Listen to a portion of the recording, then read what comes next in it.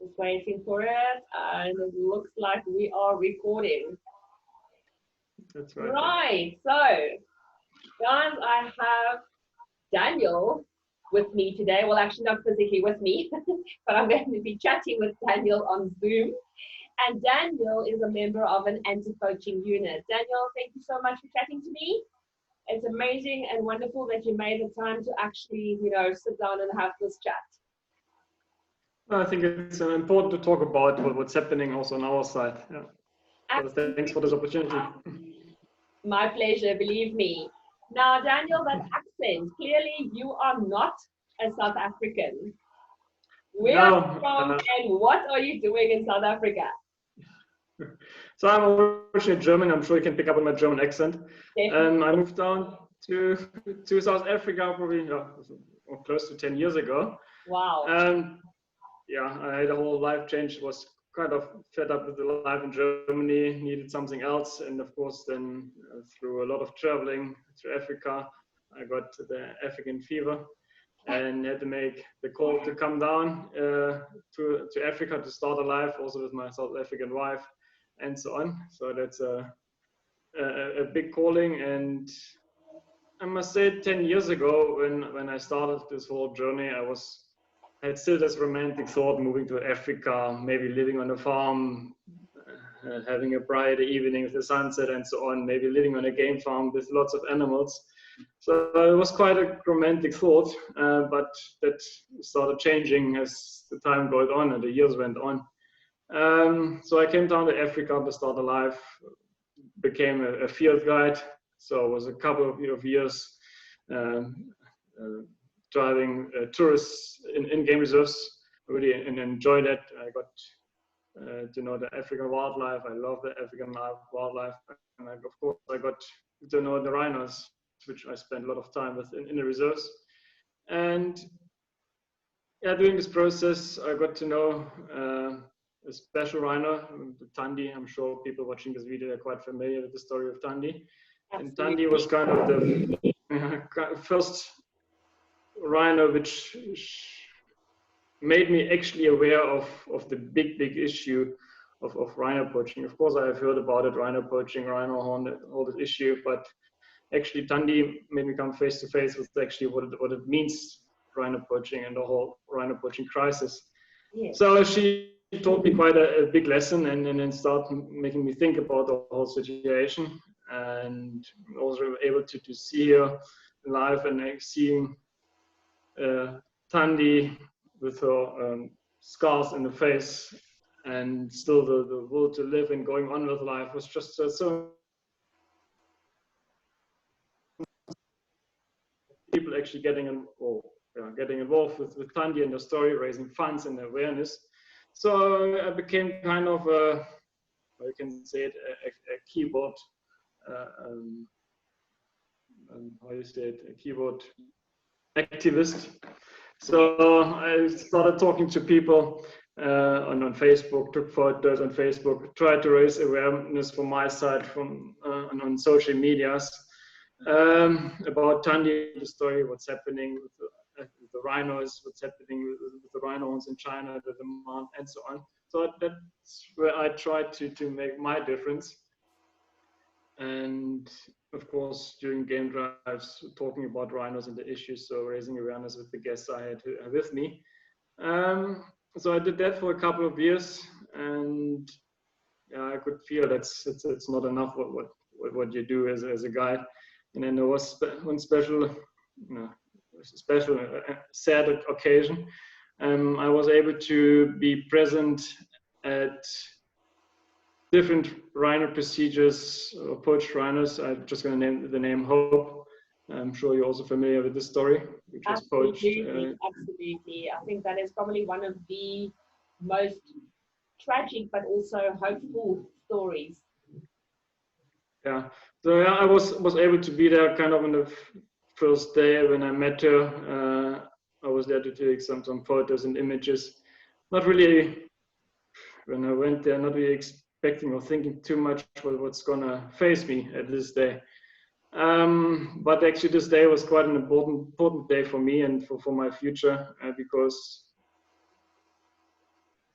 able to be face to face with Hope, a life-changing moment, seeing the wound she had in your face. I mean, yeah, you could, from Thandi, you can see that there was a lot of damage in your face, but the Hope injuries was something I didn't expect at all, because the almost whole face was chopped off, and just maybe 1 centimeter above the ear, straight down towards the lip, was chopped off. Wow. And I was then elevated where I met her first. She had the bandage on, and yeah, I could hear her breathing, but the breathing didn't go through the nostrils, it actually came through the wound, and that was something which changed my life quite a bit, to actually see this and witness that, and see this rhino standing in front of me, and then being to suffer. But it still had so much spirit in her to walk around, to give us some attitude, actually, when she saw us. And that was just so inspiring to see an animal which suffered so bad injuries. It's still getting up, still trying to fight. And yeah, the procedure went on, and a lot of veterinarians were there, and a lot of other people, and I could see how it hits other people. So people were standing around, everyone was quiet, and then you see these tough veterinarians who have seen that a poached rhino not to the first time. And if you see them kind of being quiet and turning around with their face to the camera, and you can see, okay, they're struggling with the situation too. That was quite a moment which I think it's quite deep in my soul, gone quite deep into my soul. And from this day on, I made a call, okay, I can't just keep posting about rhino issue and rhino conservation. I have to get actually my boots on the ground. So if you have seen a rhino lying in front of you and with these type of injuries, you can't just pack your camera, go back, and then do your normal job, your normal daily routine. So I couldn't. So I started more and more feeling the need to get my boots under the ground, and more likely got all my qualifications done to become an anti-poaching ranger. It took a bit, but I got the opportunity to join an anti-poaching unit. And yeah, since this day, I'm actually able to be out in the field and being in the front line between, actually the line between the rhino and the poacher, which is quite important to me, because that's where I feel I make the difference, and not just from the computer side. That was quite an important step and a moment for me, like a life-changing moment. Yeah. I can only imagine, Daniel. I mean, for me, and I watched the movie Stroke. I'm sure you're familiar with this movie. Yeah. And that scene, I actually literally had to stop the movie 3 times to just get through that scene, because firstly, I was crying so much I couldn't see the screen. It was just, you look at that animal and you can't actually comprehend that humans can do that to something that is so magnificent. So I hear what you're saying, that something like that, especially if you're face to face with it, must change you as a human being completely. Yeah. Are you really disappointed about your own race, and you can't believe that, like I said, people are able to do that to a living, breathing animal, to have a machete and chop into the face just to get this horn off is just something a lot of people struggle to understand. So. Absolutely, and I'm one of those people. I just can't comprehend it. Yeah. And I think it's also something that goes beyond just merely a love for the animals. It is a calling, because I think, and this is just my thinking, to be a member of an anti-poaching unit, people often think, oh, well, you do patrols, you're in the wild, you are so lucky, you get to interact with the animals, which I know you guys don't interfere with. You're there to protect them against humans. Okay. Yeah. But what is it really like? A day in the life of an anti-poaching unit member. What is it really like? What are your fears? How do you come face to face with the poacher? what are the emotions, the worries that you go through as a member of an anti-poaching unit? Yeah. I think the biggest fear for me personally, and also for, I can probably talk from all the other members, is being out on patrol, trying to give everything what you can. We're also just human beings. We're trying to cover as much ground as possible. And I think the most disappointing or the most scary part would be if we're out on patrol and still something happens and we weren't in the right place to the right time. I think that's the biggest fear. And also going out on patrol, looking after these rhinos, for these rhinos. We spend a lot of time in the field just looking and checking on them. And of course, the fear is if maybe one rhino was maybe not seen out there, you get nervous and you start looking for them, and you're always expecting the worst to actually find a rhino which didn't make it, or something happened to it. So that's something I think every APU ranger has in its mind, and of course then contact to a poacher. It's also something every ranger has in his back of his mind, but they chose this job knowing, okay, that's the job we have to do, that's the risk we have to take, and everyone is taking it just to protect these animals, just to be there in the right moment when they need us the most. Absolutely, absolutely. And I remember you mentioned that you basically came across to South Africa to live this whole romantic life of, you know, being close to the environment, close to the animals. But obviously, you know, the two rhinos that you mentioned, Thandi and Hope, those are definitely sort of critical points in your career. Do you have any regrets so far in terms of your career to date as an anti-poaching unit? Yeah, the only regret I have personally is that I didn't start earlier to get into this type of work and to make a difference. Yeah, so that's I must be honest, I'm expecting that. So not starting earlier. Yeah. And the regrets, maybe also just talking on behalf of other APU members in our team and all other members and other reserves. It's quite a big price the guys paying, especially at the moment, because they had to make a choice if they're staying on site in the reserve protecting these rhinos, or are they going home to be there for their family. And that's a big call for the guys to make, and most of them said, no, we're staying behind the rhinos. And it's a big commitment I can see in the team and in the members, and then I know that these are the right guys being in the field, being next to them. And yeah, it's a big commitment for all the APU rangers out there. Also training wise, we all have to go through a lot of training, like training with firearms. We have K9 units out there. It's not just having a dog. The dog also needs to be trained. It's quite challenging or time and consuming task, but it's definitely worth it. So having a K9 on patrol gives us a whole bigger advantage towards protecting these animals. So there's a lot of tasks out there, not just walking through the bush and then looking and searching for rhinos. So there's a lot of happening in the background too, like we do also now raising awareness, going into schools, doing some demos with the dogs in schools. So that's all part of it. Being an anti-poaching ranger is not just having the boots on the ground. So we have to defend the rhinos inside the reserve, but we also need to start looking outside the reserve and expand our safety zone.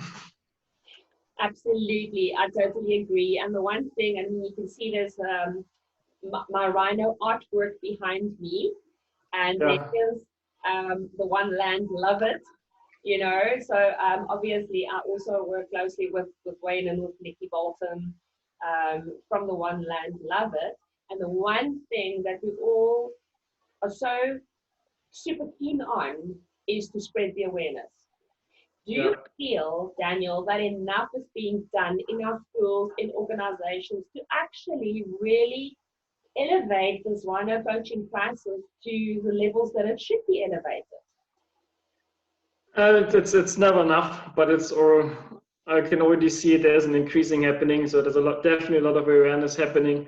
Like people like you and other organizations, they're pushing really hard to make a change, and they're making a change. So we're working quite close with communities, with kids in the communities, and then to see young kids actually caring about animals and then trying to make a difference in their communities, even talking to their parents to make them think about what's happening.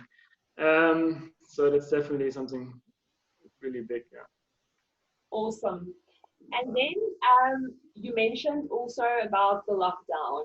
Okay. What are your fears as a member of the anti-poaching unit with lockdown having happened now? The borders are closed. So, yes, we understand right now there's not a massive surge in poaching, but do you anticipate, with obviously your 10 years of experience behind you, that once the borders are reopened or even before, that we're going to see an upsurge in rhino poaching because of people just not having money, and tourism is really kind of, it's just come to a grinding halt. Is that one of the worries that you have? Firstly, because no tourism means also no funds, no funding for of course, also anti-poaching units. So we all need the help from other people to be able to keep protecting these rhinos. So what was the question again? I'll ask you, do you worry that, because of the lockdown and the fact that there's no funding, there's no tourism, it means that a lot of people are not working at the moment, that our communities are going to be vulnerable to poachers for money? Do you anticipate an upsurge in poaching? Yeah, definitely. There's an upsurge in poaching. We also can recognize it during the lockdown. Snare poaching, not just in the reserve I'm working, also other reserves is increasing. So we are on top of that. So, but we can see that there is a pressure from the outside, which can harm or will harm animals in the reserve. But mainly now for meat poaching. But of course, the meat poacher and rhino poacher, that's not a big leap. So I mean, it's not a rocket science to swap over to become like a rhino poacher. So poaching is definitely increasing. The threat is there, and not necessarily have to just wait for the end of the lockdown. Even now during the lockdown, the threat is definitely there, and yeah, we have been keeping a close eye on our surroundings and on our rhinos, and definitely being aware of what's happening politically wise and so on. So just to be upfront and maybe quicker than any syndicates. Yeah. Well, we'll all be keeping our fingers crossed for you guys. And then you mentioned something as well, with tourism having come to an absolute dead grinding halt. Yeah. How are you guys, and I know this is quite a personal question, but I think it's one that's really, it's certainly pertinent in my mind. How are you guys are you being paid? Or are there many anti-poaching unit members that's really doing this because of dedication and love for those animals right now? Yeah. Yeah, there are, depends also from reserve to reserve, where anti-poaching units still getting paid and so on. And we still get funds and some finances, but of course it's not like it was before. So there's a commitment from the anti-poaching side, from the guys, to still have their feet on the ground, even maybe knowing they might not have a salary next month or the next month after. But also the mindset of these guys is, if we are not here right now, where it counts, and protect these animals. During the lockdown, maybe we're losing all the rhinos if we are not here. So what's for tourism when tourism is going to start coming back? So what's for them to watch if there are no rhinos anymore? So we have to be here right now to actually secure our own future in this industry. Absolutely, very true. And just from me to you guys, we do appreciate what you do and how you look and care for these animals. Now, you Yeah. also mentioned that you guys do go into schools, you do demos with your dogs, Yeah. your canine companions. Yeah. Typically, what training do the human and the canine members of the anti-poaching units go through? And obviously, it's ongoing training, right? Yeah. Just going from the basics, so anti-poaching training course, there are different courses out there, but the minimum course is so 6 weeks. You go through kind of military training, like the firearms checking, um, how to hide in the field and to clandestine and how to identify snares. So there's a whole spectrum you have to learn and to get to know. It's a 6-week course, and of course you can go on into canine units. There are some horse units in the area too. So having a canine, it's also kind of a commitment because you're partnering with the dog. So it's a really great partnership. We need to rely on each other. We spend a lot of time with each other, the training wise. So especially if you have a tracking dog, you have to keep the skills up and running. So every 2-3 days, you have to actually run scenarios with your dog. So you have to have your colleague, you let them run into the field, being the poacher, and the dog has to follow up and actually find this guy so we can apprehend them. So there's a lot of training happening all the time. Of course, also a certain level of fitness is required. So the guys have a little gym in their camps. They go for runs and so on, so that you are actually able to chase down someone if you need to. Okay, so it's not just you do your training, now you're a member of an anti-poaching unit, and now you just sit and wait for poachers. It's actually quite active and ongoing. Yeah, that's right. And also you have to get to know your area. You have to spend time in the field. You need to be able to read the bush. You have to get to know the behavior of the rhinos. To be able to pick up if something is weird or if the rhino acts weird, or you have to get to know the constellations of your rhinos, of the group of the rhinos, or all the rhinos together, but why maybe also see a crash of rhinos and there's one rhino missing, so you have to get to know the animals you're working with, yeah. And that helps you at the end of the day to make a better job if you know what you're into. Absolutely, absolutely. Now, before we started recording, you mentioned that you were in court with some of the court cases. Yeah. Just from a human perspective, how do you feel when you see those poachers? Do you kind of feel like you want to walk up to them and maybe just slap them silly or shake them until their teeth chatters? How do you actually deal with those emotions of anger and frustration when you have to go to court and face these people?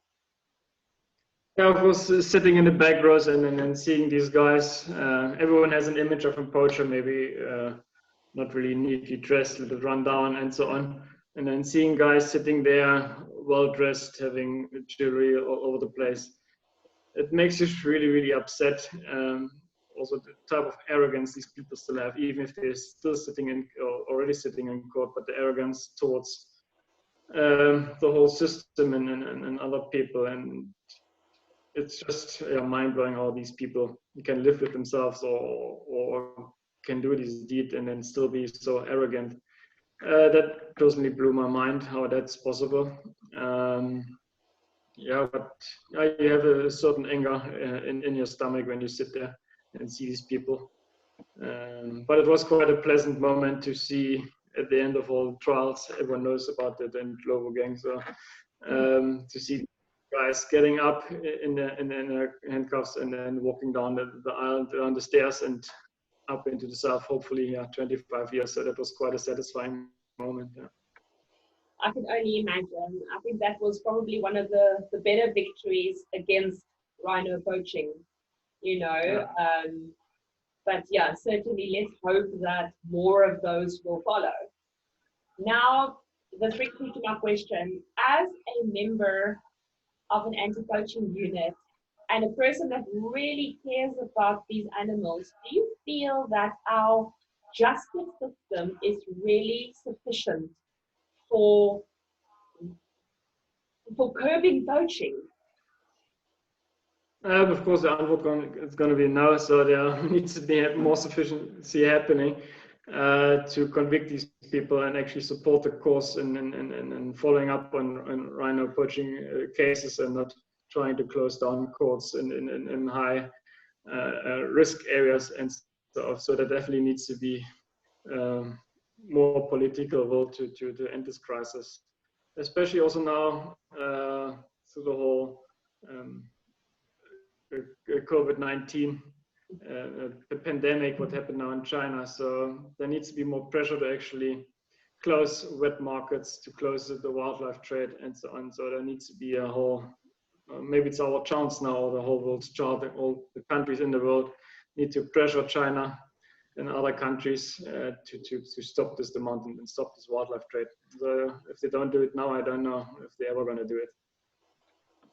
Yeah, that is absolutely a fear that I think you and I share, and many other people that work in this field, whether it's something small like just doing an interview, spreading awareness, or something really big like physically being there, protecting these animals and doing awareness. But I certainly do feel that it's going to be, at the end of the day, up to people like us to kind of force our governments of the world to work together from the bottom up. Yeah, that's right. Yeah. So we're on the right track. So there's a lot of things happening, and I'm also really glad that the movie Stroop made so well, and that really raised a lot of awareness in all the countries all over the world, and they're really making a big difference with the movie. So I'm really happy that that movie went so well, or is doing so well. Yeah. So I hope the right person will be shaken and start making the right decisions so that we just can push towards it. Absolutely, absolutely. And all we can do is just kind of push on the back of that and make sure that it remains pertinent in everybody's minds. Yeah, that's right. Yeah, you have to be on top of them and go up. Absolutely. Now, don't hold me to this, but one of my last questions. What do you, as a member of an anti-poaching unit, what do you suggest normal people like me and everybody else out there that will be watching this video, listening to this podcast, what can we do to help? How do we get involved? Because not all of us can become members of an anti-poaching unit. Not all of us can interview, not all of us can donate money, especially at this point in time. What can we do?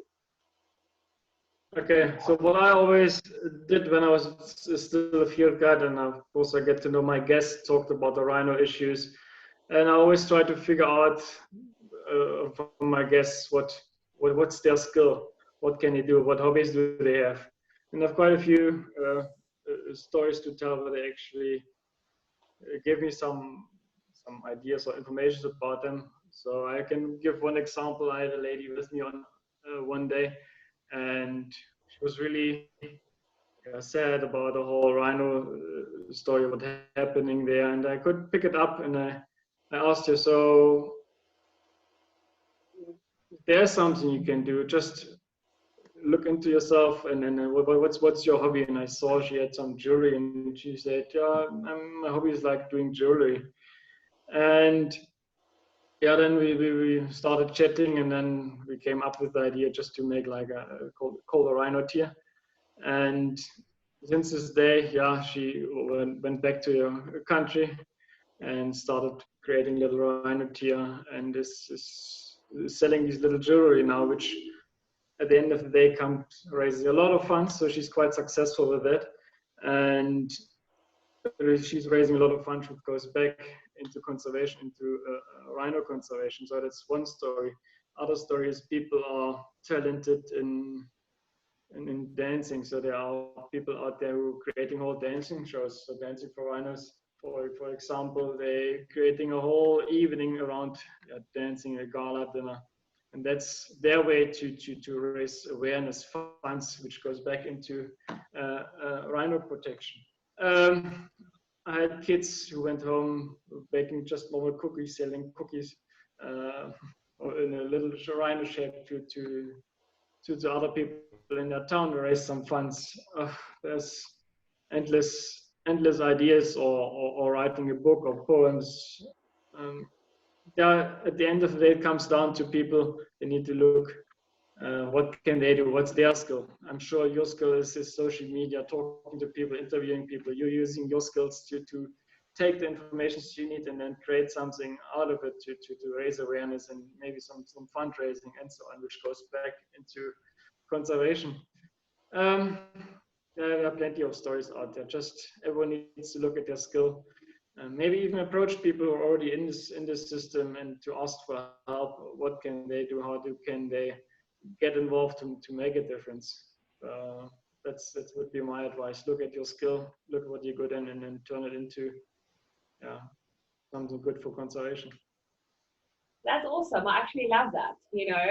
Applying your talents to make a difference. Actually, I really do love that.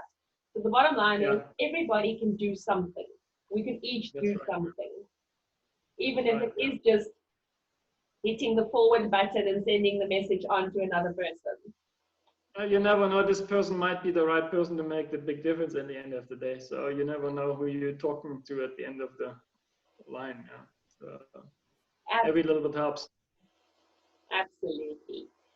Daniel, any last thoughts from you? Anything that you would like people that's watching this video to know about conservation, protecting our rhinos, and about anti-poaching units? Just firstly, I would like to use the opportunity to say thank you, especially also to the Oli team, to you, to put effort in to listen to the guys on the ground and to let them know that they're not forgotten, and that really keeps up their team spirit to know that people out there actually support us and listen to us and care for us, and at the end of for the rhinos. So that means so much to the guys and feel appreciated and then what they do, because like I mentioned, they paying a big price to be here. So they left their families at home to be able to protect Africa's wildlife, and I think that's a big thing, a big commitment what these guys going into. And yeah, like I also mentioned, not everyone can be an anti-poaching ranger or a guy on the ground, but even if people driving through the country and they're seeing something suspicious, they can be like a volunteering anti-poaching ranger. So just be out there with open eyes, ears. If you see something, just look or listen and help us to fight this crime together. Yeah.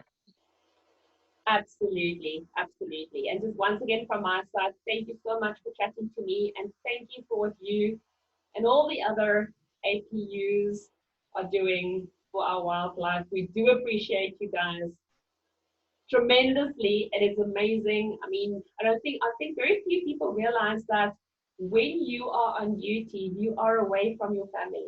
You're not with your family. They're not with you. So as you rightfully said, it is a huge sacrifice that you guys are making to protect our animals, and we do appreciate you guys a lot. Thank you very much. It means a lot to the guys and to myself. Yeah, thanks. Awesome. Well, thank you for chatting to me, and hopefully we can get down to some fundraising and spreading some more awareness. Yeah, thanks for the awareness, and thanks for your continuously support there. Awesome. Well, thank you so much. And I'm sure we will definitely be chatting again. Yeah, please, yeah. Definitely. There will be follow-ups. Okay, awesome.